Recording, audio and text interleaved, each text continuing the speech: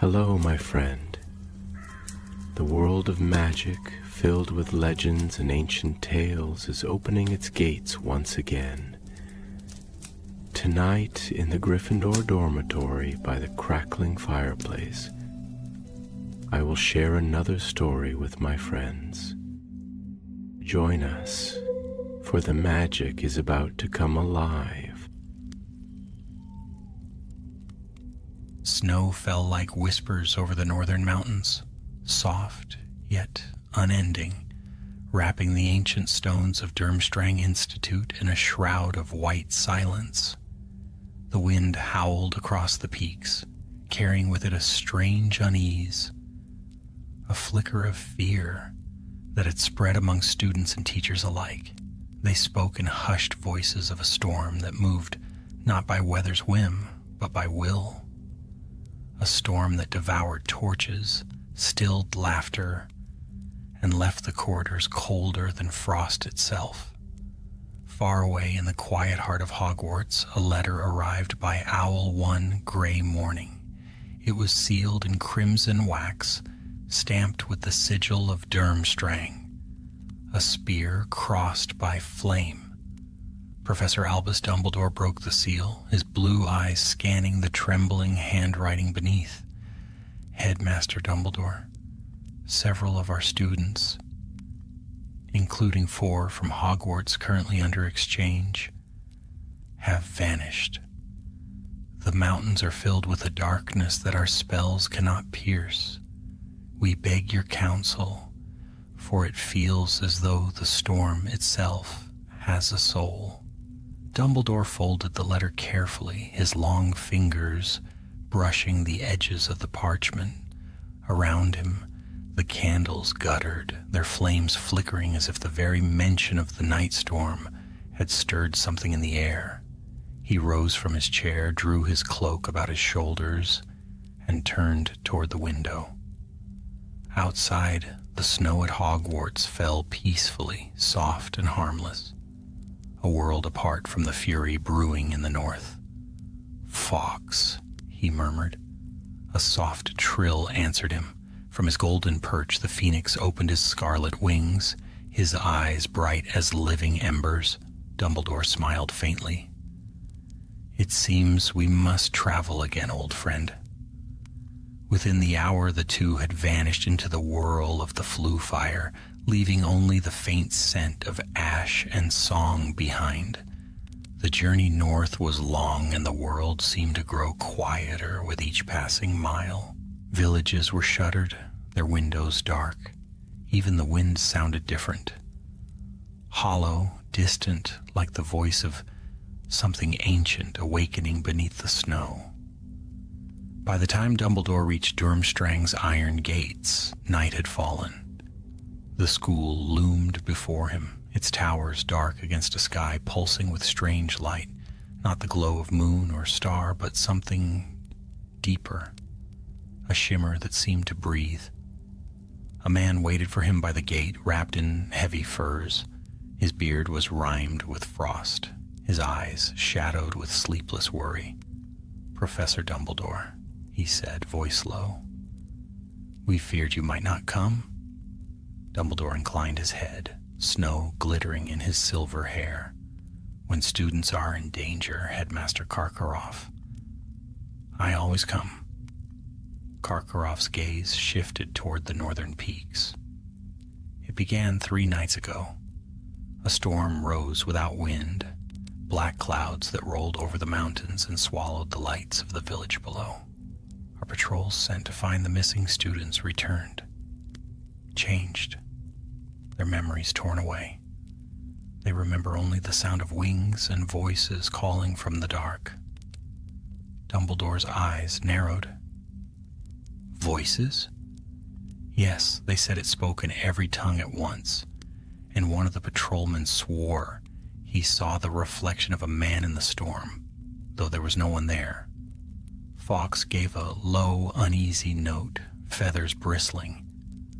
"Show me where the storm touched the school," Dumbledore said. They walked through the stone corridors, torchlight dancing along the frozen walls. Durmstrang had always been a place of discipline and strength, but now its halls felt haunted. The laughter gone, the air heavy with dread. When they reached the courtyard, Karkaroff halted and pointed. There in the snow lay a circle of scorched ice. At its center was a patch of darkness, not shadow, but something that refused light altogether. Dumbledore knelt beside it, touching the air above.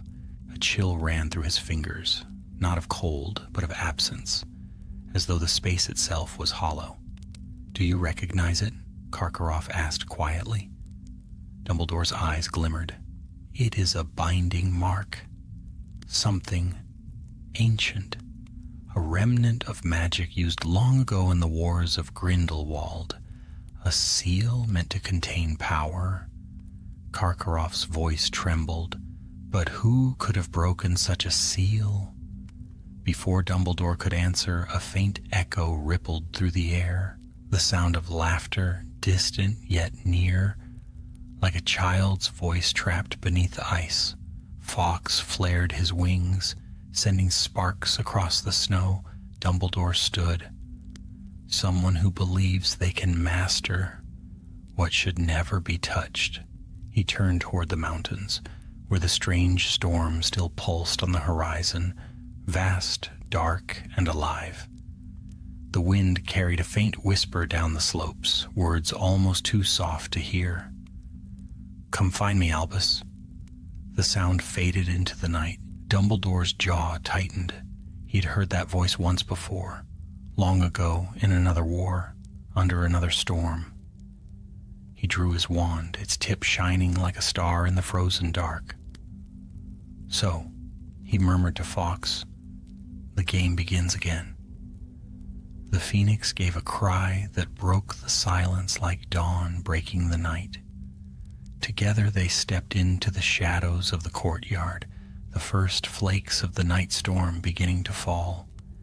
And in that moment, as the wind rose and the torches died, the battle for Durmstrang began. The night storm rose with a whisper that became a roar. By dawn, the mountains were swallowed whole. The sky itself seemed to vanish, a void of swirling black mist that bent light and sound alike. The torches of Durmstrang flickered feebly, fighting against a darkness that did not behave like night. Dumbledore stood upon the eastern tower, cloak billowing like a banner in the wind. Below him, the castle's wards shimmered faintly, their golden glow thinning as the storm pressed harder against them. Fawkes perched upon the parapet, his feathers dimmed, his song uncertain. "It grows stronger by the hour," Dumbledore murmured, his breath forming silver clouds in the cold. "But strength is never without source." He descended into the main hall where a dozen Durmstrang professors gathered, faces pale beneath their hoods. Maps were strewn across the long oaken table, ink smeared by nervous hands. At the far end, Karkaroff stood beside a cluster of trembling students. "These four," Karkaroff said, gesturing toward them, "were found wandering the lower forest last night. They were among the search party sent for the missing students." Dumbledore's eyes softened. The children looked hollow, their eyes distant, their voices faint, as if they spoke from far away. One girl's hands shook uncontrollably. Another clutched a fragment of torn parchment, as though her life depended on it. "May I?" Dumbledore asked. The girl nodded weakly. He took the parchment, old, yellowed, its edges burned. It bore a fragment of text, inked in runes he recognized at once. "The mirror of Thrain shall drink the fear of men, and in their silence find its song again." A relic from Grindelwald's age, a curse made into reflection. Dumbledore's expression darkened. "Where did you find this?"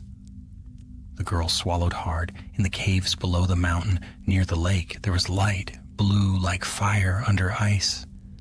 Then voices, They said they knew our names.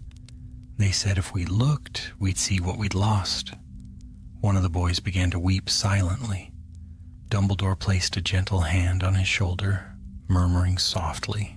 The air around them steadied. Karkaroff leaned close, his voice low. We sealed the caves after that, but still the storm grows. The wards weaken each night. Seals cannot bind what has already tasted freedom, Dumbledore replied.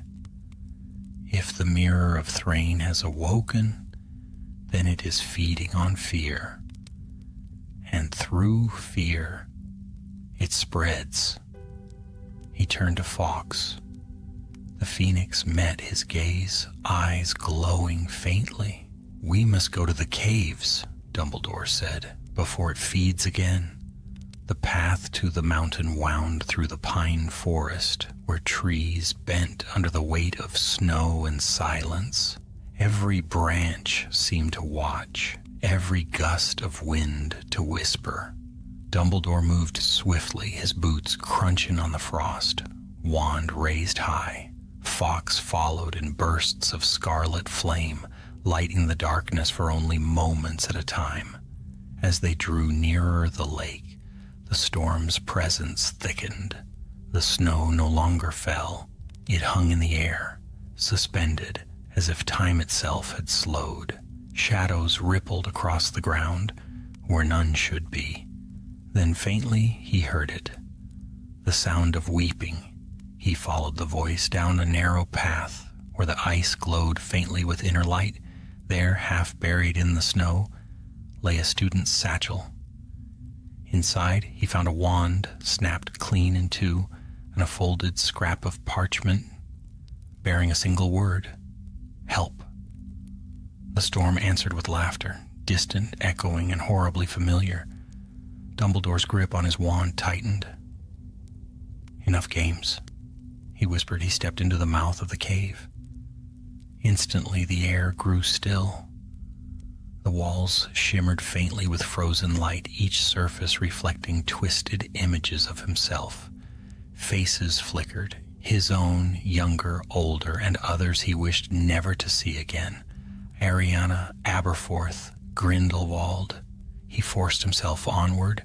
At the heart of the cavern stood the mirror of Thrain. It was vast, taller than a man, framed in black iron laced with veins of silver. Its surface was not glass, but water that moved of its own accord, rippling though no wind stirred it. Within the reflection burned a lightless storm, a black sun turning, and beneath it, Dumbledore saw the faces of the lost students, trapped in the glass, mouths open in silent screams. Fawkes gave a low, sorrowful cry. Dumbledore raised his wand. Finite. The spell struck the mirror's surface, and the cavern shook with the force of it. But the reflection merely shimmered, then mended itself as though mocking him. From its depths a voice spoke, smooth, familiar, cold as midnight. Albus. He froze. The reflection in the mirror shifted. Grindelwald stood before him, not the man he was now, imprisoned far away, but as he had once been, young, fierce-eyed, brilliant. You could have joined me, Albus, the reflection said softly. We could have reshaped the world. No darkness, no fear. Why do you still fight what must be? This is not you, Dumbledore said quietly. You are an echo, a trick born of fear. Nothing more.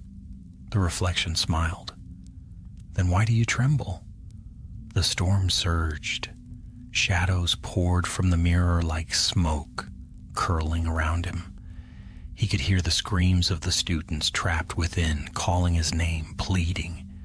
He struck out with his wand, bursts of silver light splitting the air, tearing through the darkness. Fawkes! The phoenix rose in a blaze of fire, his song ringing through the cavern, a cry that pierced even the storm's heart. The shadows faltered, the reflections wavered. Through the light, Dumbledore stepped closer to the mirror, his voice firm, unyielding. You feed on fear, on guilt, on memory, but I have faced them all. You will not have these children. He thrust his wand forward. Exsurge, lumen verum. Light burst from his wand, white and gold, colliding with the mirror's surface. The cavern blazed like dawn, breaking over the mountains. The surface cracked, a thin, spiderweb line of brilliance. But before he could strike again, the mirror answered with power of its own. A shockwave flung him backward, crashing him against the stone wall. The world blurred. Through his haze of pain, he saw the crack slowly seal. The voice whispered once more. No longer Grindelwald's, but something older. You cannot break what was made from fear itself. Then all went dark. When Dumbledore awoke, the cave was silent. Fawkes perched beside him, feathers dimmed, but eyes bright. The mirror still stood, its surface calm, unbroken. But now, within its depths, Dumbledore saw something new. His own reflection, smiling, not kindly. He rose slowly, brushing frost from his cloak. "So that is your game," he murmured. "Very well, I know mine." He turned away from the mirror, his steps echoing softly through the frozen dark, the storm outside waiting like a beast that had merely paused to breathe. And somewhere, within that vast, living night, the mirror of Thrain stirred, whispering, watching, waiting for the phoenix's fire to rise again. The storm outside had changed. What once rolled and howled like the voice of 1,000 ghosts now moved with intent, circling the mountain as though the wind itself hunted. Dumbledore felt its pull even through the thick stone walls of Durmstrang. The castle trembled. Windows cracked from the pressure of invisible force. The night storm had tasted defiance, and now it wanted him. By the time he returned from the caves, dawn had long since been swallowed by the gloom. The sky above the northern peaks was blacker than ink, though no snow fell. It was not weather, it was will. He found Karkaroff pacing in the great hall, robes disheveled, eyes wild. "You went to the caves?" he demanded. "Are the students—" "Alive," Dumbledore answered, "but imprisoned within the mirror's curse. The object cannot yet be destroyed." Karkaroff's face drained of color. "Then we are lost." "No," Dumbledore said quietly. "We are tested." He walked to the center of the hall and raised his wand. Sparks of silver and gold danced across the floor, weaving themselves into lines and circles. The professors stepped back as he worked, inscribing runes of protection older than the school itself. "Seal the lower chambers," he said. "No student must set foot near the mountains. Whatever happens, keep them inside the inner wards." Karkaroff hesitated. "And you?" "I must face what comes." Before the headmaster could reply, a thunderclap split the air. The doors of the hall burst open, and a gust of darkness swept through, snuffing out the torches. From within that darkness came a figure, a boy, perhaps 16, his robes torn, his eyes wide with terror. One of the professors gasped, "Eric, we thought you gone." The boy stumbled forward, clutching his chest. His voice trembled. "It showed me things, terrible things. My father, my friends. It said it could bring them back if I helped it." He looked up at Dumbledore. "It told me to find you." "Did it now?" Dumbledore murmured. He knelt beside the boy, studying him carefully. "Tell me, Eric, what did you see, truly?" The boy's lips quivered. "A light, a doorway in the storm. I followed it, and then I was here." Fawkes let out a low hiss, feathers bristling. Dumbledore's gaze sharpened. "You followed it, and it brought you back. Then it has learned to walk through mirrors.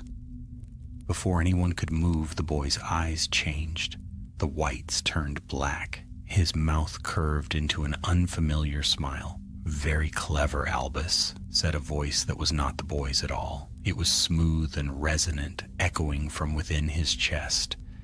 "You always were." The boy's body convulsed. Dark vapor poured from his mouth and eyes, swirling upward until it formed a shape, tall, robed in mist, its face hidden behind a mask of light. "Who are you?" Dumbledore demanded, wand raised. "I am what your kind forget," the being replied. "I am the echo of fear itself. The thought that trembles before courage is born." The storm outside bellowed in answer. Windows shattered. The banners along the walls tore free. Karkaroff fell back.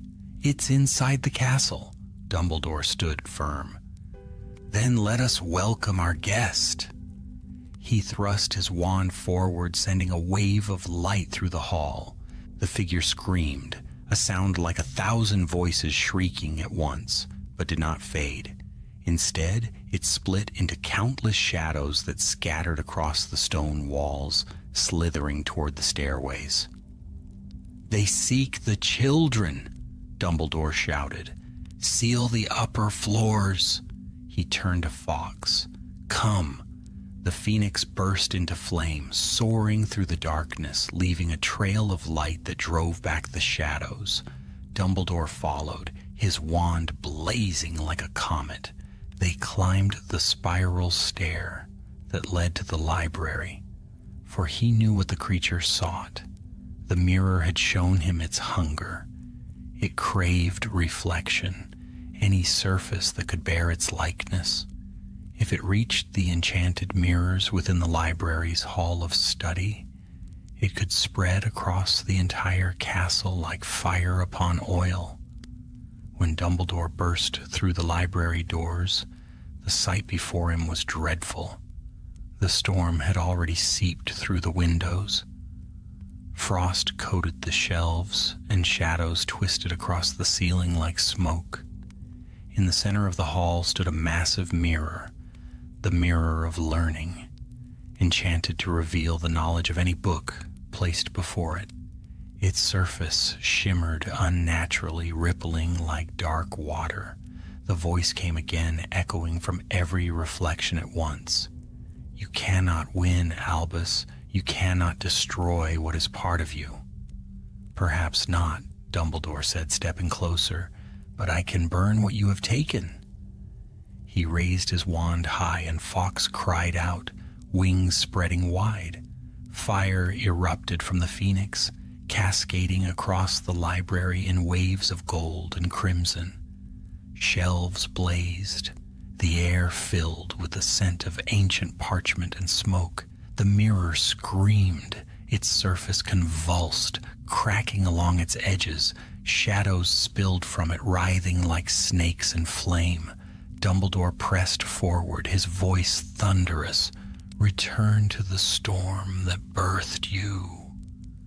The fire struck true. With a blinding flash, the mirror shattered, shards flying like sparks into the air. The darkness recoiled, fleeing toward the windows, vanishing into the storm. Silence fell. The flames subsided to embers. Only Fawkes remained alight, his feathers glowing faintly in the dim. Dumbledore leaned against a pillar, breathing hard. "That will not stop it," he said softly. "It will regroup." A soft flutter drew his gaze downward. On the scorched floor lay a single fragment of the mirror, still intact. Within it a reflection shimmered, not of himself, but of the mountain cave, and something stirring behind the mirror of Thrain. A heartbeat. Dumbledore picked up the shard carefully. The light within it pulsed once, then went still. He tucked it into his cloak. "You wanted me to see," he whispered, "then I shall come." The storm howled again that night, louder than before. Lightning flashed within the black clouds. not white or blue but crimson. It struck the peaks, setting the snow ablaze with eerie glow. From the highest tower Dumbledore watched. His face was calm, though his heart was heavy. "It grows desperate," he said. "It knows I am coming." Fawkes settled beside him, feathers flaring softly in the wind. "Tomorrow, my friend," Dumbledore said, "we end this." As dawn tried and failed to break through the storm's veil, Dumbledore turned from the window, his shadow long upon the floor. In the halls below, the castle slept uneasy, unaware that the greatest battle yet lay only hours away. And far beneath the mountain, the mirror of Thrain pulsed like a living heart, each beat sending ripples of darkness through the veins of the storm. The storm never ceased. By the next evening, the mountains shook beneath its fury, and even the strongest enchantments of Durmstrang quivered like cobwebs before a gale. The air itself seemed to hum with power, alive and restless. Somewhere in that black tempest, the mirror of Thrain was calling, summoning what remained of the courage, fear, and memory it had stolen. Dumbledore did not sleep that night. He walked the ramparts while the wind screamed around him, his wand shedding a faint, steady glow. Below, the lake had frozen into a mirror of its own, black as polished obsidian, reflecting only the lightning that raked the clouds. He stopped when Fawkes alighted beside him, the phoenix's feathers dim but unburned by the cold. "You feel it too," Dumbledore murmured. "The mirror's heart quickens. It draws upon the fear of every soul within these walls. The longer we wait, the stronger it becomes." He turned toward the gatehouse where Karkaroff and the other masters had gathered, cloaks whipping in the storm. Their faces were pale, their confidence thinned. "It is no longer enough to defend," Dumbledore said. "The storm feeds upon our fear, and fear thrives in waiting. We must strike first and end the mirror before nightfall." A murmur rose among the wizards. "But the students," began one. "They will be safe within the Great Hall," Dumbledore interrupted. "I have set protections there that no shadow may cross. If we fall, they will hold." Karkaroff looked uncertain. "You intend to go alone again?" Dumbledore's eyes, bright and clear even in the stormlight, met his. No man ever truly stands alone while he has faith, or a phoenix beside him. Fawkes gave a proud cry, wings flashing gold against the dark. The matter was settled. They left the castle before dawn. Dumbledore, Fawkes, and two of Durmstrang's most trusted professors. Victor Draken, a grim duelist whose scarred hands never trembled, and Mara Iliev, a spellcrafter whose charms were as sharp as her tongue. Together they descended the winding path that led to the caves beneath the mountain.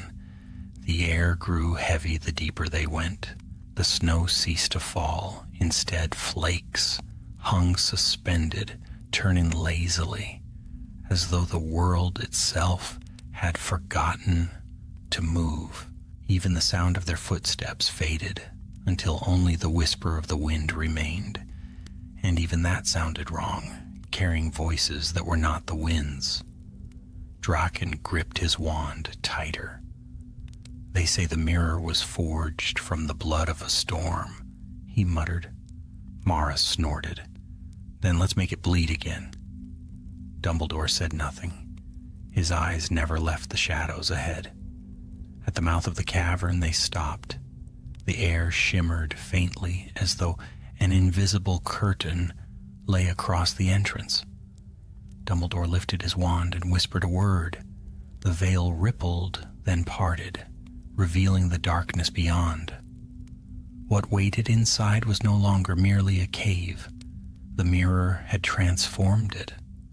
The walls pulsed like veins of black glass, lightless and smooth, Strange symbols flickered across them, runes older than Hogwarts itself, thrumming with cold fire. And at the center stood the Mirror of Thrain. It had grown since he last saw it. The iron frame now arched nearly to the ceiling, and the surface within swirled with stormlight, lightning and shadow twisting together. In its depths moved faint shapes, human and not. The students, their faces flickered like candle flames within the mirror's depths, each trapped in its own reflection, their fear feeding the storm's heart. Mara gasped softly. Draken's jaw tightened. "Do not look too long," Dumbledore warned. "It shows what it must to keep you still." They stepped forward, the mirror's presence pressing upon them like weight. Dumbledore raised his wand. "Stay close. If it calls your name, do not answer." The moment he crossed the threshold, the world changed. The cave vanished.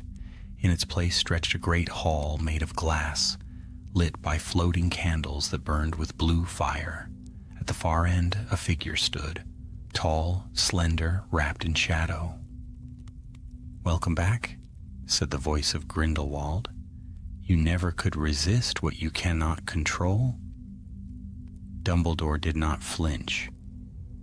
"I control nothing," he replied softly. "That is why I endure." The illusion smiled, its eyes gleaming with cruel amusement. Always the philosopher, even when surrounded by death. Lightning cracked through the air. Shadows leapt from the floor, taking shape. Figures in cloaks, faceless, advancing.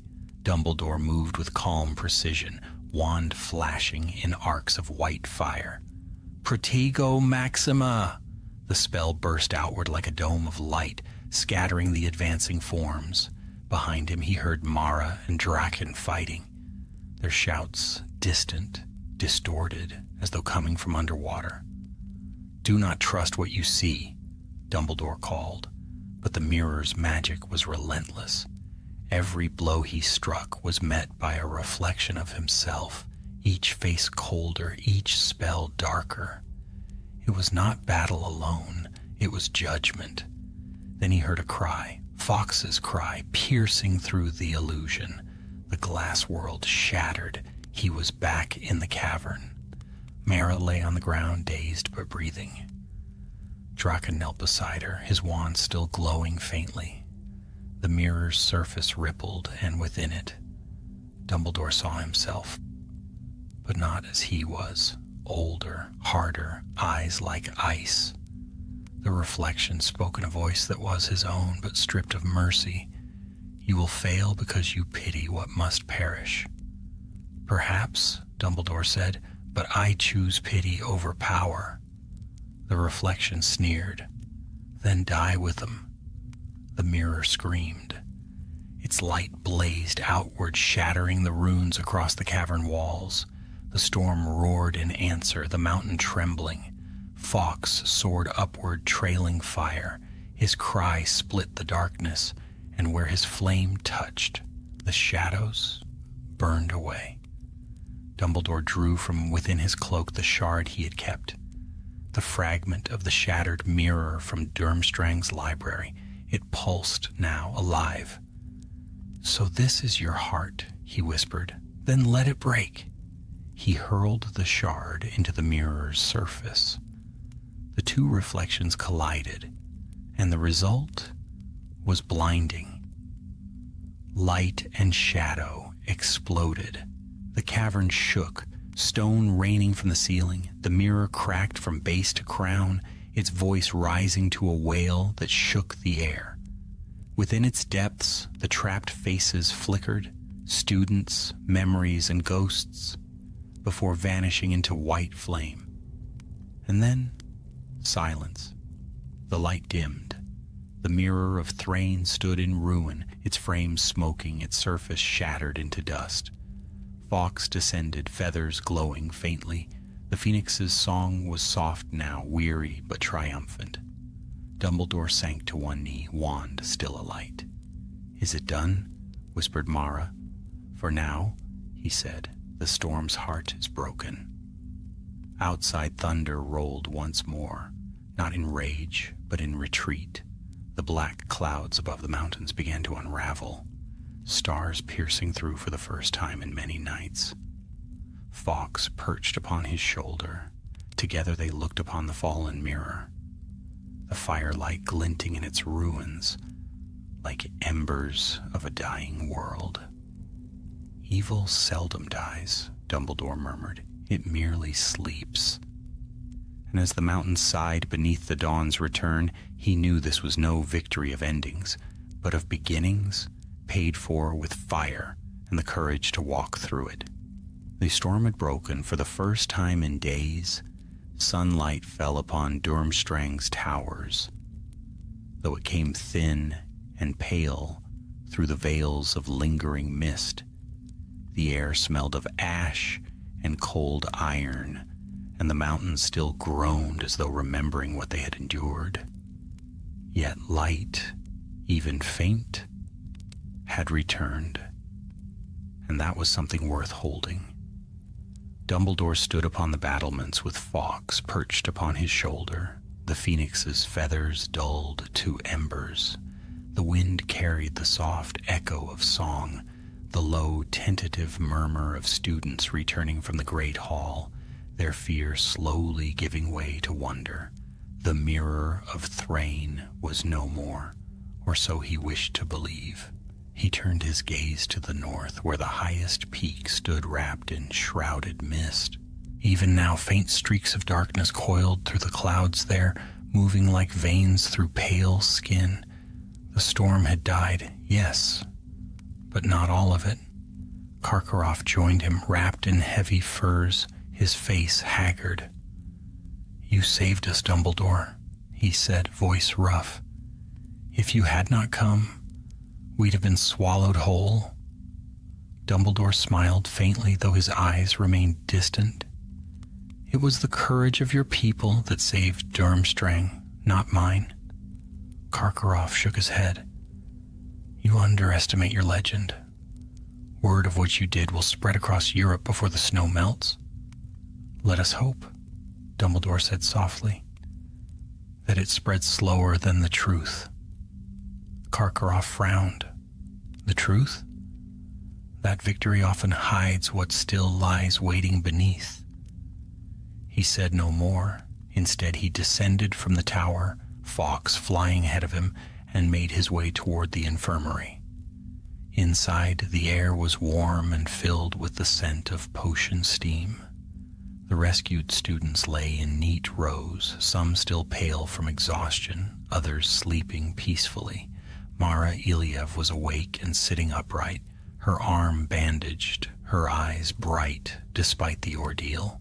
"You should rest," Dumbledore said as he approached. "I'll rest when the last of those shadows is gone," she replied sharply, though a smile softened her tone. "Victor says you destroyed the mirror." "I destroyed what it became," Dumbledore said, "but not what it once was. Power like that cannot simply vanish. It leaves traces, echoes." She looked at him carefully. "You think it will return?" He did not answer, but his silence spoke enough. Then, from the far bed, a voice, thin, wavering, broke the quiet. "Professor?" It was Eric, the boy who had first carried the storm into the castle. He lay pale against his pillow, eyes half open. Fawkes flew to his bedside and let a single tear fall upon his brow. The boy shuddered, color flooding slowly back to his cheeks. "I saw it," Eric whispered, "when you broke the mirror. I saw another one." "Deep under the ice." Dumbledore's heart grew still. "Another one?" The boy nodded weakly. "It was smaller, cracked already, but alive. It spoke to me. It said..." He swallowed hard. "It said the first was only its shadow." Fawkes gave a low, uneasy trill. Dumbledore laid a hand upon the boy's arm. "You have done well to tell me, Eric. Rest now. You are safe." But inside, unease stirred like wind before a storm. He turned to Karkaroff, who had entered quietly. "I must go north," Dumbledore said, "to the glacier caves beyond the valley. There may be another relic there, the mirror's source." "Go north? Alone? Are you mad?" Dumbledore's smile was faint but unyielding. "Madness, perhaps. But it is a madness I've practiced long." The journey began at dusk. The snow had thickened again, and though no storm brewed, the air held a strange stillness as though the land itself waited. Dumbledore and Fawkes followed the river that wound through the valley until it disappeared beneath a wall of ice. Here, where even magic struggled to hold warmth, he felt it again. The pulse, a slow, deep rhythm beneath the ground, faint but alive. "Do you feel it, my friend?" he asked softly. Fawkes answered with a mournful note. "Yes," Dumbledore murmured. "It still breathes." The glacier cave opened before them, a wound in the mountain, glittering with blue light. Dumbledore conjured a flame at his wand's tip and stepped inside. The air was sharp as knives. The walls shimmered, alive with reflections of reflections, thousands of his own image stretching into eternity. And then he saw it, half buried in the ice, cracked but still pulsing with faint light, was the mirror's twin. Its frame was twisted silver instead of iron, and from the fractures in its surface leaked tendrils of mist that curled like living smoke. Within its depths, the reflections were not his own. They were strangers, countless faces, frozen in silent screams. He approached slowly. The ice around the mirror glowed brighter with every step. "This was not made by Grindelwald," Dumbledore whispered. "It was older still." As he reached out, the ice cracked beneath his touch. A whisper rose, soft, sorrowful, ancient. "Not all mirrors reflect. Some remember." The light surged. Fawkes cried out, wings flaring as the air split apart. Dumbledore stumbled backward as the surface of the mirror rippled, and from it stepped a figure cloaked in shadow and frost. It was human, Shanor once had been, but its body was transparent like glass filled with smoke. Eyes burned like distant stars. "Who are you?" Dumbledore demanded. "I am Thrain," the being said, voice echoing with ages. "The storm was my breath, the mirrors my eyes." Dumbledore's wand glowed, but he did not raise it. "You are no mere curse." "No," Thrain said. "I was a seer when men first named magic. I sought to see all truth, but truth is a prison, and I became its reflection. Those who look upon me feed what remains of my sight. Fear keeps me alive." "Then you bound yourself to the storm," Dumbledore said quietly. Thrain's head tilted. "Would you not do the same to never forget what you lost?" For a heartbeat, Dumbledore thought of his sister, the child who had died in silence and light.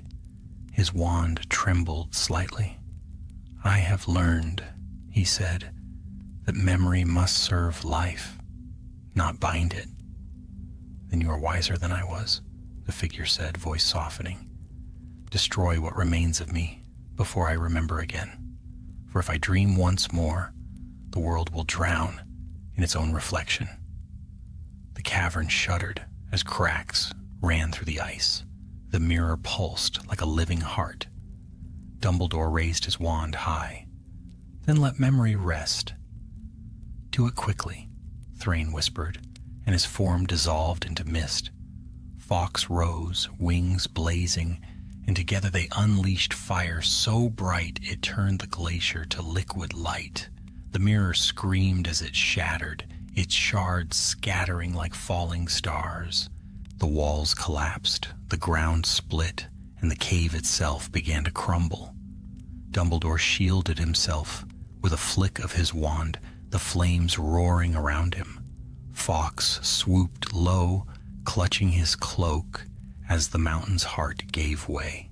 They burst from the collapsing cavern into the open air, snow exploding around them in waves.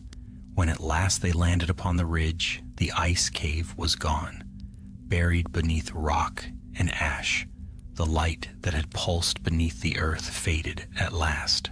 Fawkes sang softly, his voice carrying across the wind, a song of ending and of peace. Dumbledore gazed at the horizon where the first true dawn touched the peaks, painting the snow in gold. "So ends the storm," he said, "and so begins the waiting." He turned toward the south, toward Hogwarts, where a new war, darker yet to come, was already stirring beyond his knowing. The road home was long, and though the light had returned to the north, Dumbledore felt no warmth in it. The sun hung low, pale as a ghost, its rays falling cold upon the snow. He traveled alone save for Fawkes, whose wings carried him like a torch against the endless white. Days passed in silence. The wind whispered names he did not answer. Once, near the edge of the frost-bitten forest, he saw the ruins of a camp, the remains of tents half buried in ice, their banners still marked with the sigil of Grindelwald's old guard. Time had claimed them all, yet even in their stillness, Dumbledore felt their presence. The past, it seemed, had not been buried deeply enough. He made camp that night beneath an overhang of stone, his cloak wrapped close around him. The fire burned small, its glow reflected in Fawkes's patient eyes. "He wished to be forgotten," Dumbledore murmured, staring into the flames. "Yet even the forgotten leave footprints." Fawkes tilted his head, letting out a quiet note that trembled like grief. "Yes," Dumbledore said softly. "I know. It is over. For now." But the phoenix did not sing. He only stared into the distance where the snow met the sky, as though he saw something Dumbledore did not.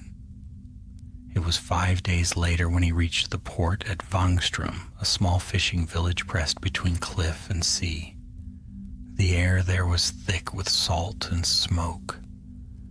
The people bowed their heads as he passed, whispering his name as though invoking protection. He took passage aboard a narrow sloop bound south.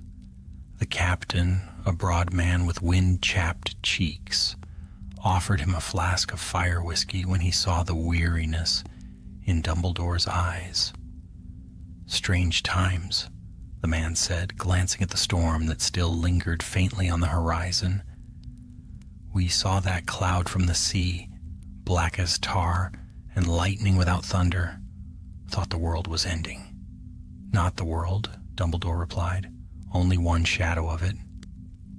The captain blinked at him, uncertain, then laughed awkwardly. "Well, here's to the world's few who still fight the shadows." Dumbledore accepted the drink with a nod. He stood upon the deck for many hours as the ship creaked southward, the sea's rhythm steady beneath him. Fawkes perched on the mast, his feathers gleaming faintly with sunset light. The journey was quiet, save for the cry of gulls and the whisper of sails. But that quiet broke when night fell. The moon rose red. The sea turned mirror black, smooth as glass. Dumbledore felt the change instantly, a pressure, faint but deliberate, pressing against his thoughts. Not again, he breathed. The reflection of the moon rippled, though no wind stirred the water, and in that reflection something moved. It began as a shimmer, then a shape.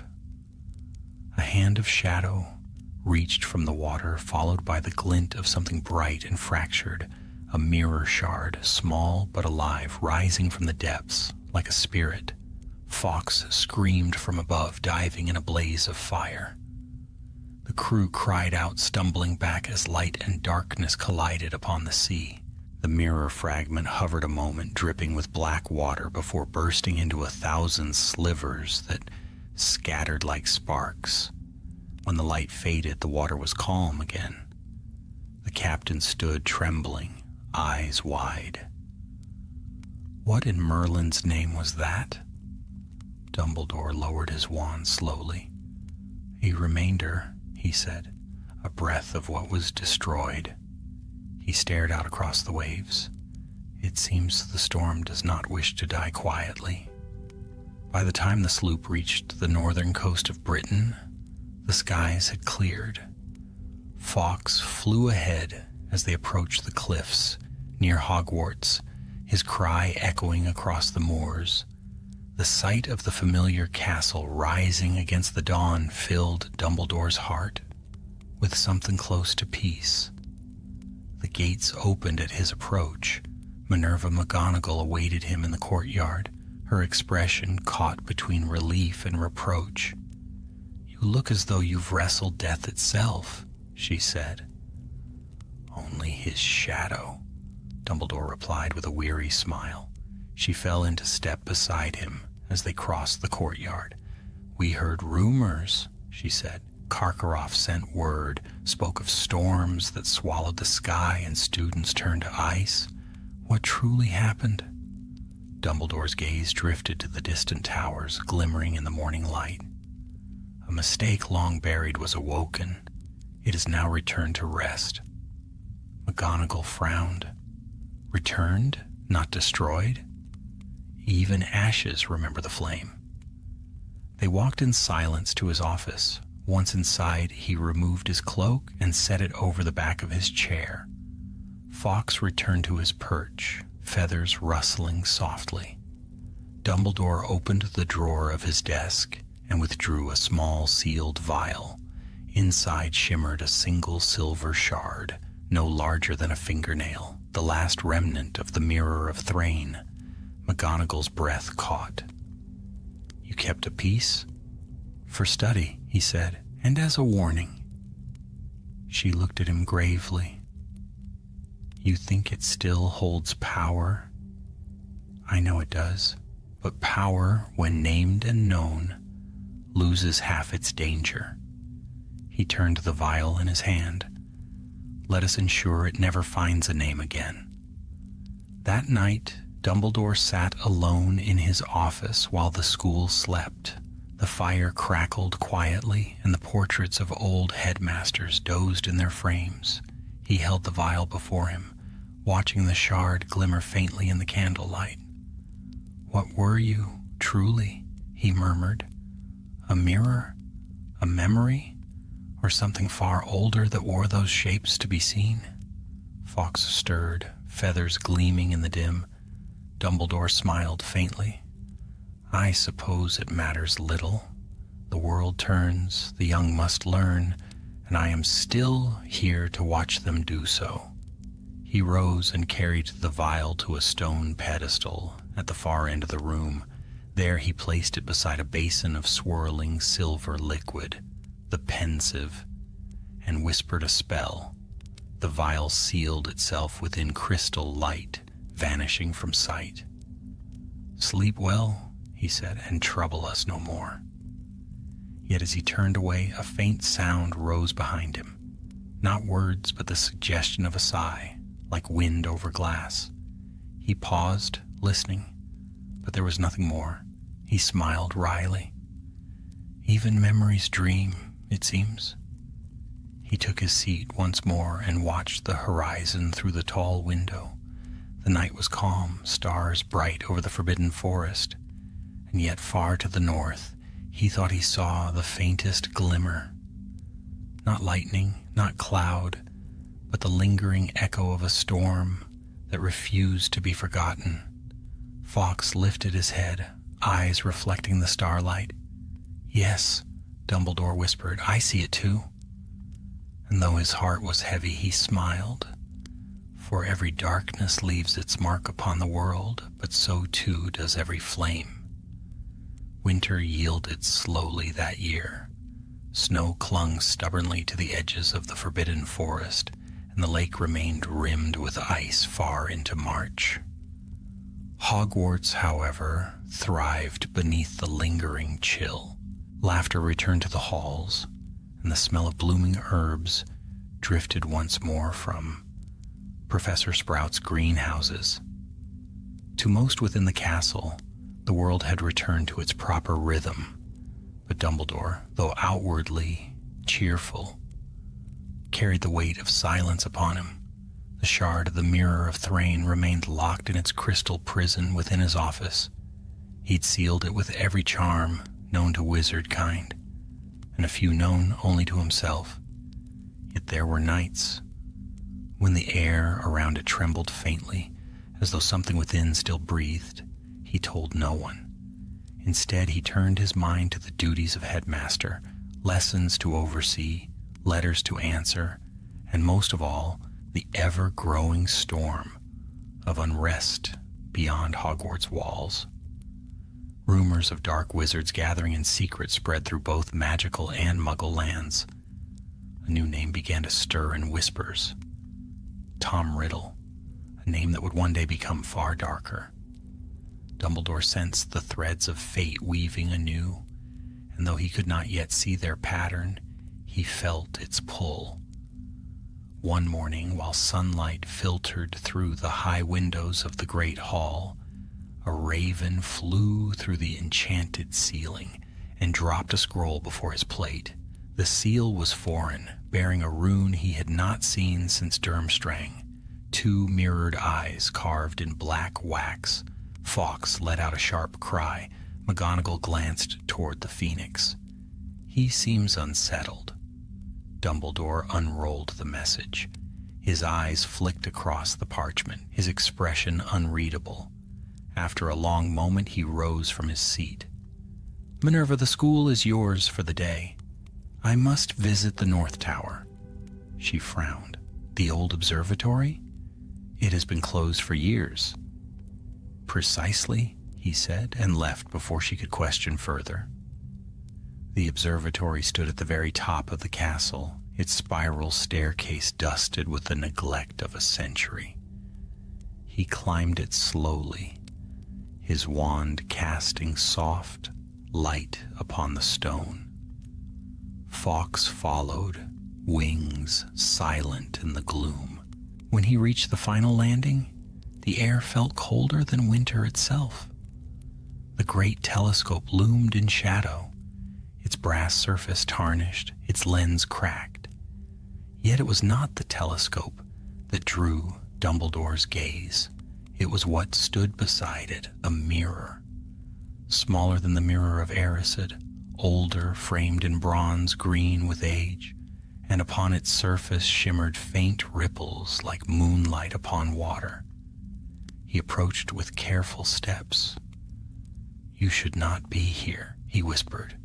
The mirror pulsed faintly in reply. Fawkes hissed softly. Then, upon the glass, words began to form, traced in light as though written by an invisible hand.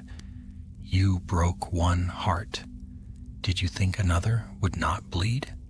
Dumbledore's eyes narrowed. "You are an echo. Nothing more." The words shifted. "Every shadow has a source." He raised his wand, light flaring bright enough to fill the chamber. "Reveal yourself." The glass darkened and a reflection appeared.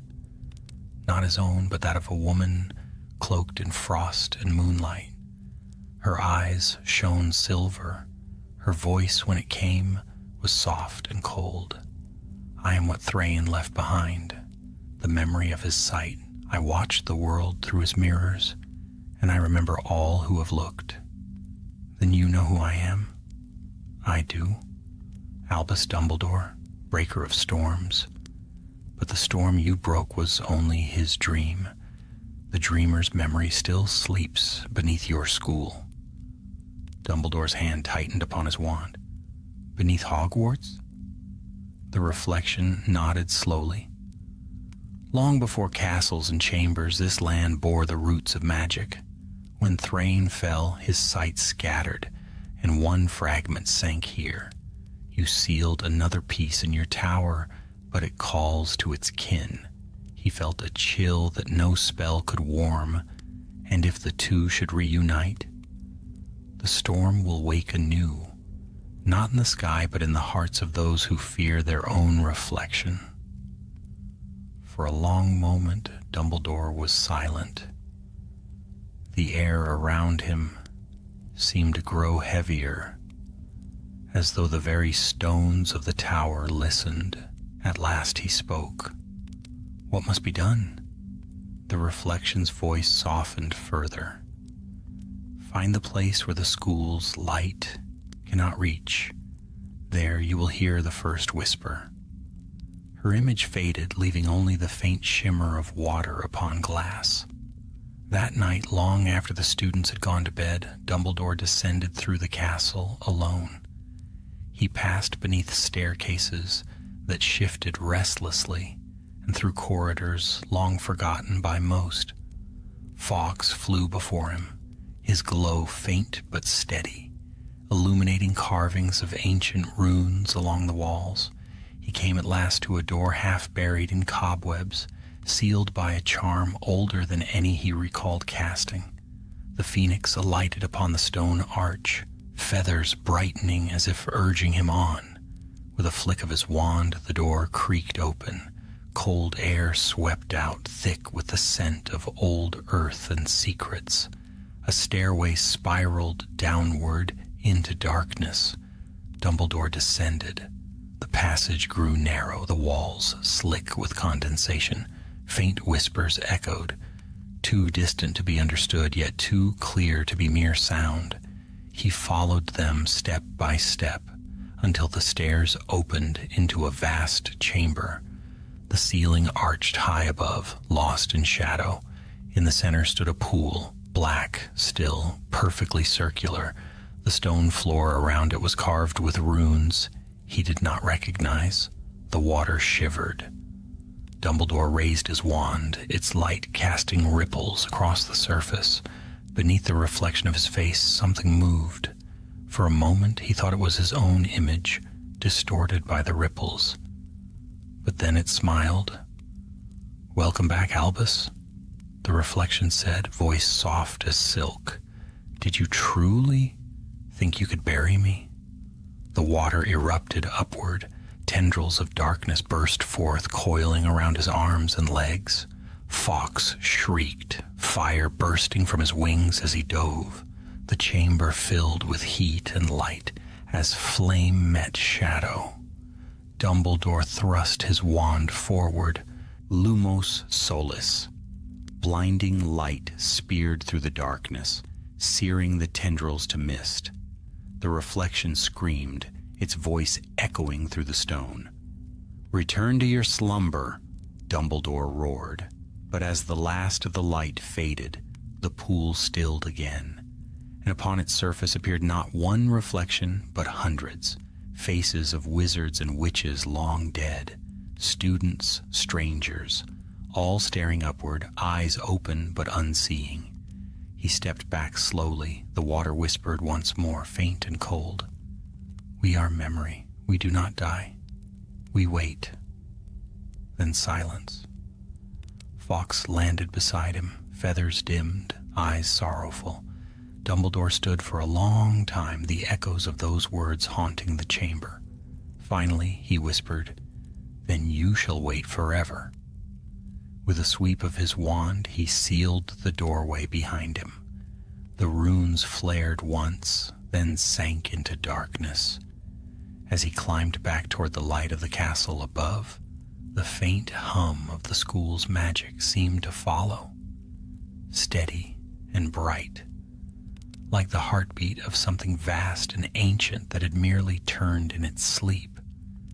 And though the morning that followed was calm, Dumbledore knew the storm had only changed its shape. It no longer ruled the sky.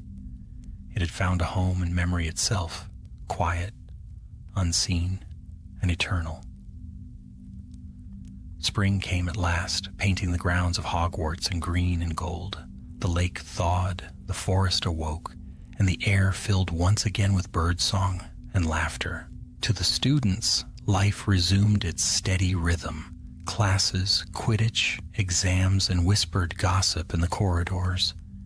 Yet beneath the bright stir of youth, Dumbledore felt the weight of unseen things, as though the earth itself remembered what he wished to forget. He moved through the days as one walking between two worlds, the world of the living and the world of memory. The shard of the mirror of Thrain still lay sealed within its crystal prison, quiet but never wholly still. Sometimes late at night, he thought he could hear faint tapping from within the stone, a rhythm like breathing or a distant heartbeat. He told no one, not McGonagall, not the portraits of the wise men who had ruled before him, not even Fawkes. He told himself it was for their safety, but in truth, he feared that speaking of it aloud might give the darkness form again. In early April, a curious disturbance stirred within the castle. Peeves, the poltergeist, had been seen darting through the upper halls, shrieking.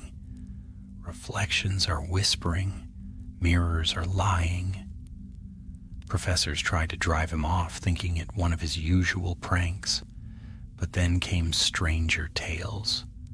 A student claiming her mirror in the dormitory had smiled when she had not. Another insisting he'd seen 2 moons reflected in the lake at night. The rumors reached Dumbledore as he was preparing a lecture on magical ethics for the 7th years.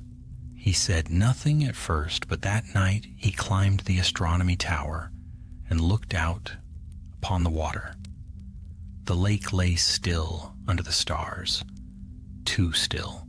Its surface gleamed like glass, reflecting the heavens in perfect clarity. But when Dumbledore leaned upon the stone parapet and gazed down, his reflection blinked. Once, slowly, though he had not. Fawkes let out a sharp cry. "Ah," Dumbledore said quietly, "so it begins anew." The reflection smiled faintly and whispered, though no sound reached his ears. Then the image rippled and vanished. He called an emergency council of Hogwarts staff at dawn. McGonagall, Flitwick, and Hagrid came at once. The others followed in uneasy silence. Dumbledore stood at the head of the table, the first rays of morning striking his silver hair. "My friends," he began, "the shadow we faced in the north has not been entirely vanquished. A remnant of its power has found anchor here in the waters of the lake." Flitwick frowned. "A curse carried on reflection?" "Precisely," Dumbledore replied. The mirror of Thrain was a vessel for memory and fear. When it shattered, fragments of its essence escaped, and water, the oldest mirror, remembers all that touches it. Hagrid shifted uneasily. "What should we do, Professor?" "We must cleanse it, quietly and without alarm. The lake touches many hearts in this school. We cannot let fear feed what already feeds on fear." He turned to McGonagall. "Seal all access to the lakeshore. Tell the students it is for nesting creatures. Flitwick, I will need your help crafting a containment ward. Hagrid, gather your creatures close to the forest. If the waters stir, they may sense it first." The professors nodded. None asked questions. They had learned long ago that when Dumbledore's voice grew this calm, danger was near indeed. That evening, as twilight deepened over the castle, Dumbledore descended alone to the shore. The surface of the lake shimmered, faintly touched by the dying light. Ripples spread outward where there was no wind. He drew his wand, murmuring an incantation older than Hogwarts itself. Golden runes glowed upon the sand, circling the water's edge in a vast ring. Fawkes hovered above, his wings outstretched, casting light upon the deep. "Show yourself," Dumbledore said softly. At first, there was only silence. Then the water stirred. A low hum rose from its depths, the same pitchless tone he had heard in the cave of Thrain. Shapes began to form beneath the surface. Faces, countless faces, swirling in endless circles. The same he had seen in the underground pool weeks before. Students, teachers, strangers, long dead. Their mouths moved in unison, though the sound came only as wind. Memory never dies. Dumbledore's wand blazed with light. Then let memory be reborn. The lake erupted. Water leapt skyward, twisting into columns of liquid glass. From within them poured dark figures, pale as mist. The reflections of those who had looked into the mirror of Thrain, torn from their rest. Fawkes screamed, fire bursting from his wings. Flames met water, hissing steam filling the night. The figures recoiled, but more rose to take their place. Dumbledore stood firm. "You seek form," he said, voice ringing clear. "You crave the eyes of the living to remember you. But I remember, and I deny you." He thrust his wand downward. "Abluat tenebris." Light shot into the depths. The ground shuddered. The lake glowed from beneath as though lit by the sun itself. The figures shrieked, breaking apart into ribbons of mist that melted into the air. The storm of memory dissolved, leaving the water clear and calm once more. When the light faded, Dumbledore sank to one knee, breath ragged. Fawkes landed beside him, eyes filled with worry. "It is done," Dumbledore murmured. "The mirror's echo has lost its voice." But even as he spoke, he felt something beneath the surface, not malice, but sorrow. A single ripple spread across the lake, and a whisper brushed against his thoughts. "Thank you." Then silence. By morning, the waters of the lake gleamed with strange clarity, as though washed clean by unseen hands. The professors found Dumbledore at breakfast, smiling faintly, his eyes tired but bright. "All is well," he told them simply. "The reflection sleeps again." And yet in the weeks that followed, he would often find himself standing by the shore at dusk, watching his reflection in the still water. It never moved now, never blinked, never spoke. But he thought he saw in its eyes something changed, not darkness nor deceit, but quiet understanding. Fawkes would perch upon his shoulder, singing softly into the wind, and Dumbledore would smile. Perhaps even fear, he would say, can be forgiven if it learns to dream again. And so the school carried on, the laughter of children ringing through halls that had forgotten the sound of storms. Yet in the quiet hours of night, when moonlight brushed the lake in silver, something deep beneath still shimmered, not in warning, but in remembrance. For magic, like memory, never truly dies. It only waits for someone brave enough to see it clearly, and to walk, as Dumbledore had, through the storm of its reflection. Summer came to Hogwarts like a sigh of peace. The meadows along the lake shimmered with wildflowers, the scent of honeysuckle drifting through open windows.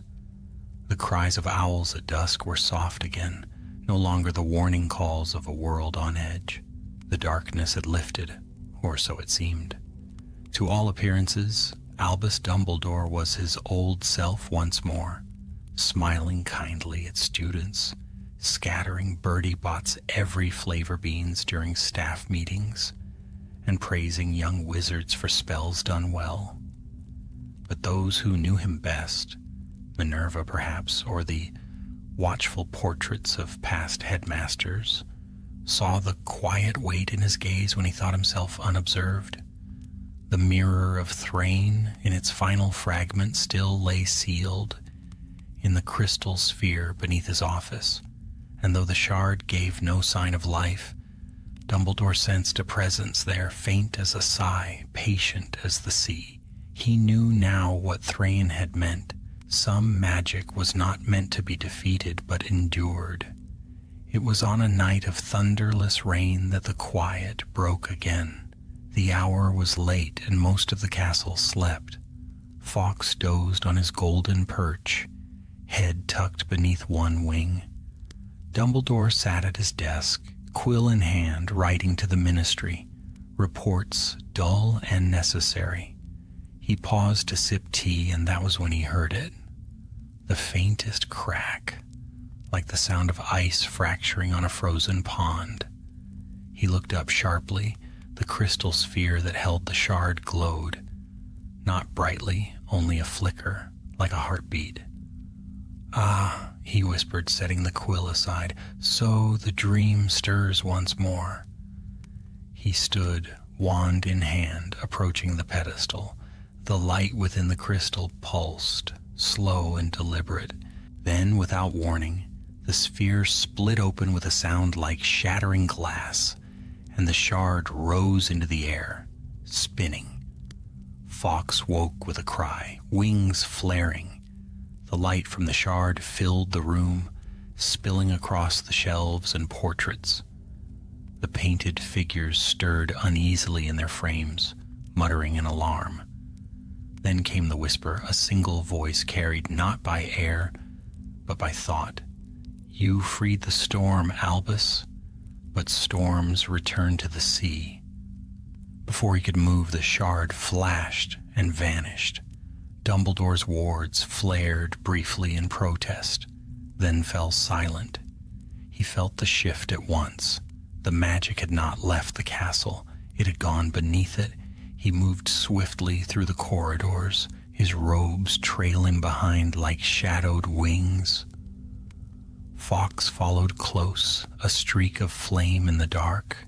The castle seemed alive tonight, the very stones humming faintly, the paintings watching as he passed. He descended through the moving staircases, through the lower halls, until he reached the heavy door that led down to the dungeons. The air was colder there, heavy with damp and age. He lit his wand. The flame burned silver. "Come," he murmured to Fawkes. They crossed the stone corridor that ran beside the Slytherin common room and came to the place few knew existed, a narrow stair that led further still into the catacombs below. It was there, centuries past, that the founders had carved the oldest chambers of Hogwarts, places built not for teaching but for keeping. The stairway ended in a vast chamber of stone. The ceiling was lost to shadow, the floor marked with ancient sigils. At its center stood a pool, still black and round as a coin.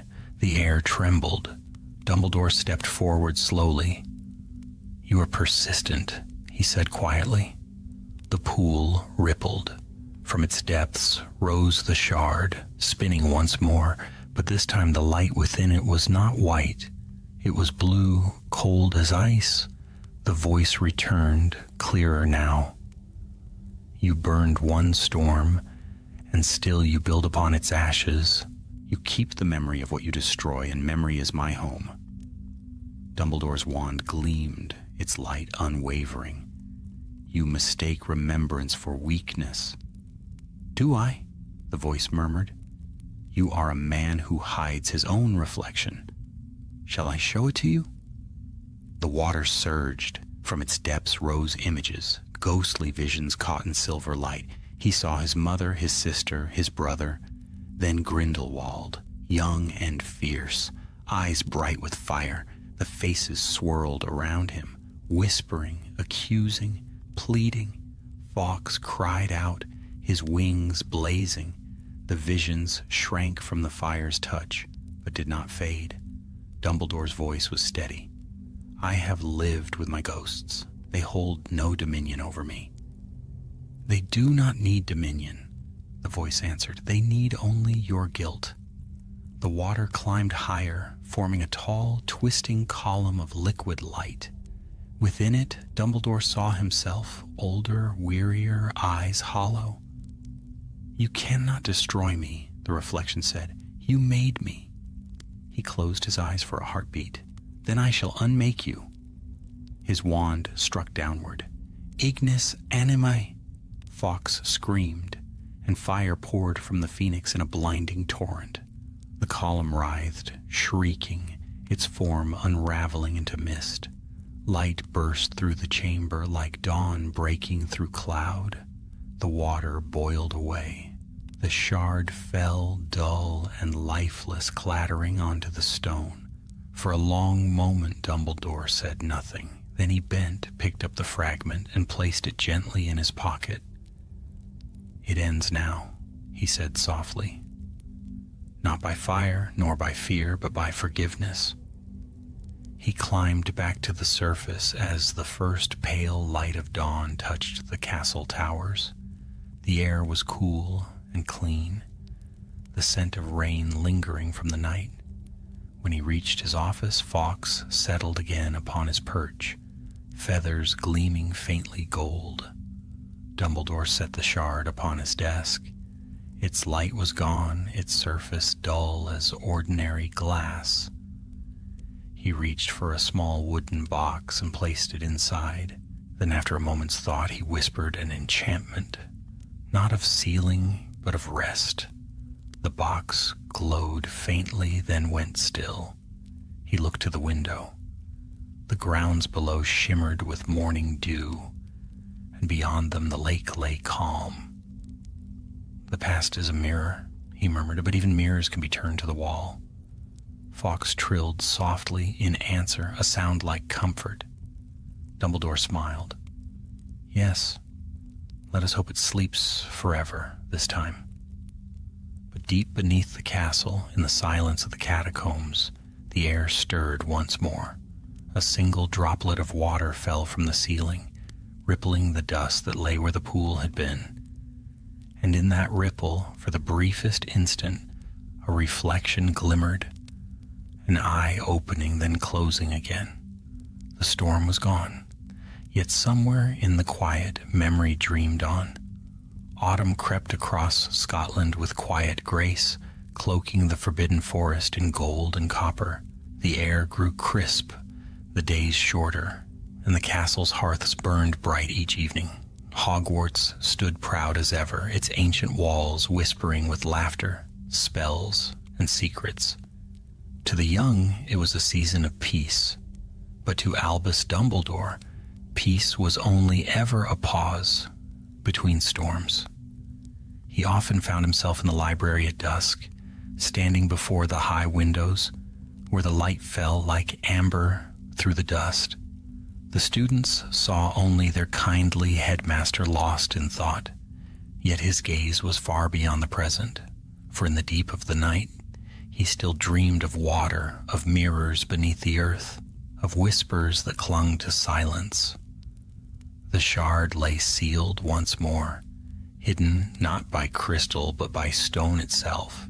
He had buried it within the castle's foundations, where no eye, magical or mortal, could find it. Yet sometimes he fancied he could feel its echo faintly beneath his feet, like a pulse in the bones of the earth. One October morning, McGonagall came to his office, her expression taut with unease. "Headmaster," she said, "there's been another disturbance." Dumbledore looked up from a stack of parchment. "Where?" "In the Chamber of Mirrors, just off the north corridor. One of the enchanted frames has cracked from within. No spell could have done it." He rose at once. "Show me." The Chamber of Mirrors had been built centuries earlier by the founders themselves, a hall where reflections could be used to teach divination, self-recognition, and illusion. Its walls were lined with dozens of silvered surfaces, each humming faintly with enchantment. When Dumbledore entered, the mirrors were still, all but one. A single tall frame near the far wall shimmered as though something stirred inside it. Its glass was not broken, yet the reflection within seemed to move on its own. He approached cautiously. Within the mirror stood the image of Hogwarts itself, but altered. Its towers leaned at strange angles. The sky above it was dark and starless. A red light pulsed in the windows, and the lake beyond boiled like molten glass. Fawkes hissed, wings rustling. Dumbledore touched the surface with his wand. The reflection trembled, then changed. Now he saw not the castle, but himself, older, bent, and blind.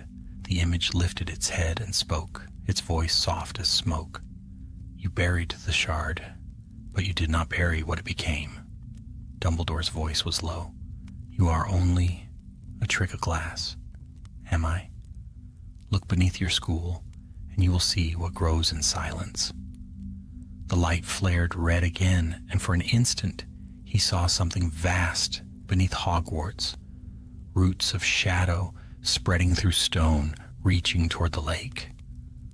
Then the mirror cracked. A shockwave burst outward, shattering half the frames in the room. Shards fell like rain.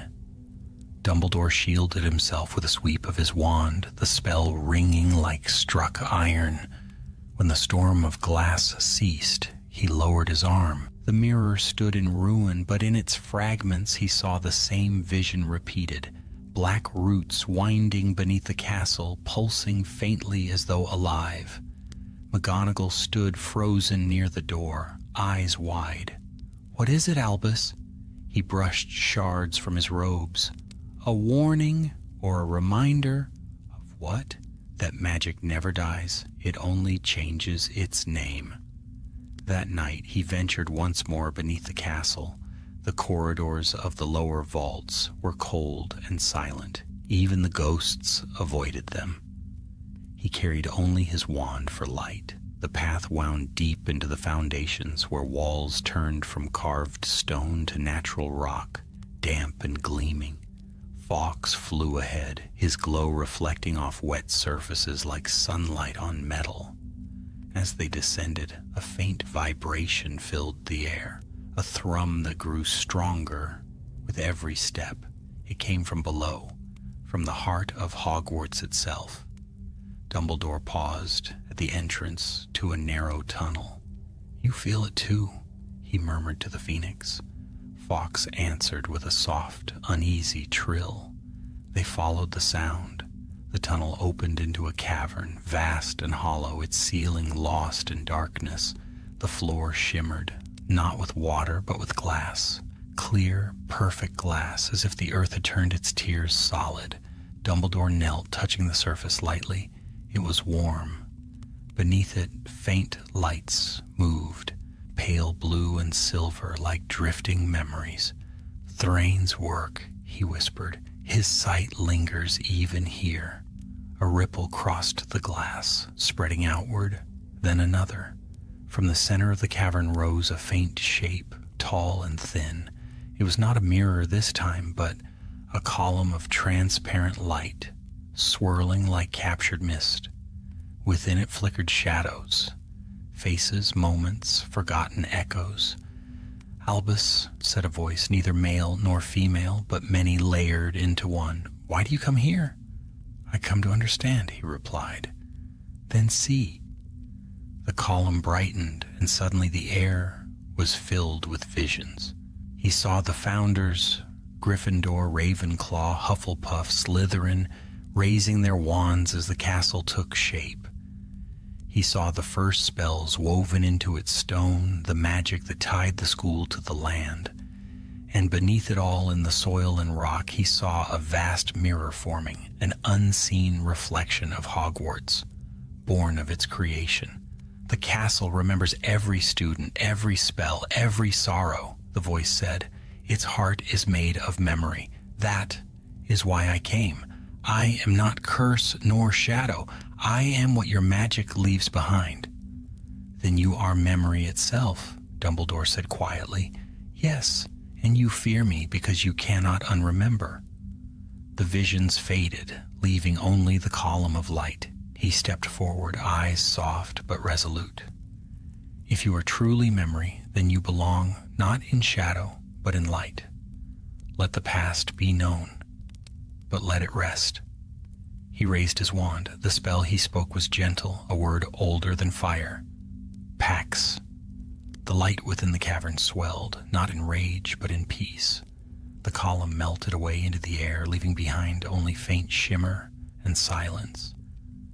When the last echo faded, Dumbledore stood alone upon the glass. Fawkes flew to his shoulder, feathers glimmering faintly gold. "Come," he said, "let us go home." He emerged into dawn once more. The sky above Hogwarts was clear, streaked with rose and silver. The storm that had haunted him for so long had vanished utterly. In the great hall, students were beginning to stir, their chatter bright and innocent. Dumbledore paused in the doorway, watching them. For all the centuries that had come and gone, youth remained unchanged. Their laughter, their hope. He smiled. "As it should be," he murmured.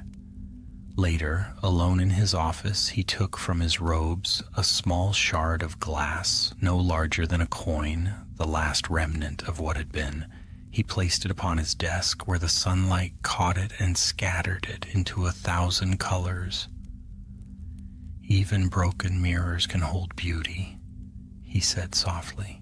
Fawkes sang then, a pure, clear note that filled the room and lingered like the memory of dawn.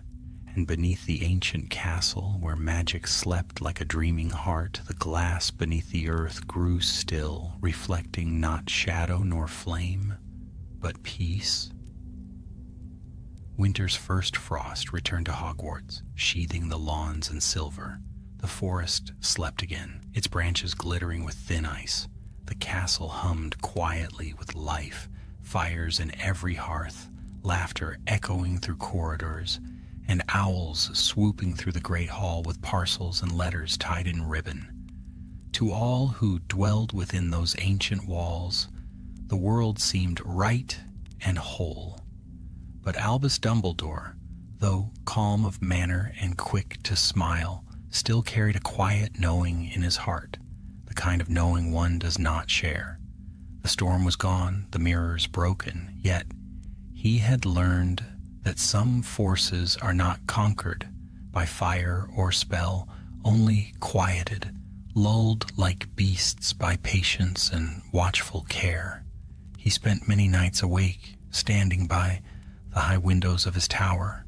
Fawkes would perch beside him, feathers gleaming softly as they gazed out across the sleeping grounds. The lake shimmered faintly in moonlight, clear and still. But when the wind was right, he fancied he could hear faint ripples beneath the ice, like whispers between old friends. "Peace," he murmured once, as though to the lake itself, "is never silence. It is listening without fear." The phoenix trilled softly, and the moment passed. Life within Hogwarts moved on. The first snow fell thick and heavy in December, and the great hall blazed with candles and garlands. The students prepared for Christmas. The Weasley twins charmed Mistletoe to chase Filch through the halls, and Professor Flitwick enchanted 100 tiny bells to sing carols whenever Peeves appeared. In the midst of such cheerful chaos, Dumbledore's weariness faded, replaced by a deep and abiding warmth. He walked among the students, sharing in their joy, as though the dark memories of the North had been only a dream. Yet one evening, when the sky burned red over the frozen lake, a messenger arrived. It was not an owl, but a raven, black as midnight, its feathers glinting faintly with silver frost. It carried no parchment, only a small object clasped in its claws, a smooth, oval stone marked with a rune Dumbledore knew too well, Thrane's mark. Fawkes gave a sharp cry as the raven dropped the stone upon Dumbledore's desk and vanished into the evening air. The rune upon the stone flared once, then dimmed to a soft, steady light. Dumbledore turned it over in his palm. beneath his fingers. The rune pulsed faintly like a living heart. "So," he said quietly, "memory finds its way home." That night he returned to the dungeons, torch in hand. The stones were slick with cold, the air thick with age. He passed beneath arches etched with forgotten sigils until he reached the sealed passage where he had last faced the reflection of Thrain's power. The runes on the door still glowed faintly with the spell he had cast months before, but as he raised the stone, the door quivered and opened as if to greet him. The cavern beyond was changed. Where once the floor had gleamed with glass, now there was only stone and water, still black and deep. Dumbledore stepped closer, Fawkes following, his light casting ripples across the dark surface. He knelt by the pool and set the runestone upon the water. It did not sink, it floated, glowing softly. "Thrain," he said, "if you yet linger, let this be an end, not a summons." The water stirred. Mist rose from its surface, swirling into the vague shape of a man, tall, hooded, made of starlight and memory. "You called," the voice said, soft as wind. Dumbledore inclined his head. "I did not wish to, yet the past rarely asks permission to return." The mist shifted, taking a clearer form, the face of Thrain, older now, wearied by ages. "You brought me peace once," Thrain said. "Why disturb it?" "I did not. Your memory sent this to me." Dumbledore gestured to the floating stone. "It carries your mark." Thrain's gaze fell upon it, and something like sorrow crossed his features. "Then it was not I. It was the castle. It remembers all who have touched it. It remembers me." The truth settled over Dumbledore like snow. Hogwarts itself, the living heart of magic that bound stone, spirit, and time, had awakened a trace of what had been. "You are bound to its memory," Dumbledore said softly, "and so long as Hogwarts stands, some part of you will remain." "As will you in time," Thrain replied. "Every keeper leaves his reflection behind." Dumbledore was silent for a long while. The mist that was Thrain flickered, dimming at the edges. "Fear not the echoes," the ancient spirit said. "They are not curses. They are the proof that magic remembers kindness as much as sorrow." And with those words, the figure dissolved, the mist sinking back into the pool. The runestone flared once more, then stilled. Dumbledore stood, weary but at peace. He touched the water's surface lightly with his wand. The pool froze instantly, smooth as glass, sealing what lay beneath. "Then let memory rest, as we all must," he said. When he returned to his office, the night was quiet. Fawkes perched upon his stand, feathers glowing faintly gold. Dumbledore set the now dormant stone beside the small shard of glass that still caught sunlight by day. Two relics of the same story, two reminders that even darkness could leave behind something beautiful. When it was finally understood, he poured himself tea and sat by the fire, the flames crackling gently. On the far wall, the portraits of old headmasters dozed in their frames. Only one stirred, Phineas Nigellus Black, who eyed him sharply. Another restless night, Albus? Not restless, Dumbledore said with a faint smile. Reflective? Ha! Phineas snorted. That word suits you far too well. Dumbledore chuckled softly. Perhaps it does. He looked toward Fawkes, who had begun to hum quietly, the sound soft as breath. You see, Dumbledore said, it is not storms that define us, but what we build after they have passed. And I think, my friend, that this castle, this world, has earned a little calm. The phoenix answered with a single low trill, and the room filled with warmth. Outside, snow began to fall again, drifting over the towers, the lake, the sleeping grounds. The frost caught the moonlight and gleamed like 1,000 tiny mirrors, each reflecting a fragment of peace. Dumbledore leaned back, eyes half closed, the firelight flickering over his face. The echo of Thrain's words lingered in his thoughts. Magic remembers kindness as much as sorrow. He smiled then, a quiet, knowing smile, the smile of a man who understood that every ending, no matter how distant, was also a beginning. And as the snow whispered against the windows and Fawkes sang his soft, eternal song, Hogwarts dreamed, its halls alive with laughter, its stones humming with memory, its heart forever guarded by the light of a phoenix and the wisdom of the man who had faced the storm. The phoenix's song rose once more, bright and pure, winding through the night like a promise that even the darkest reflections could be turned toward dawn.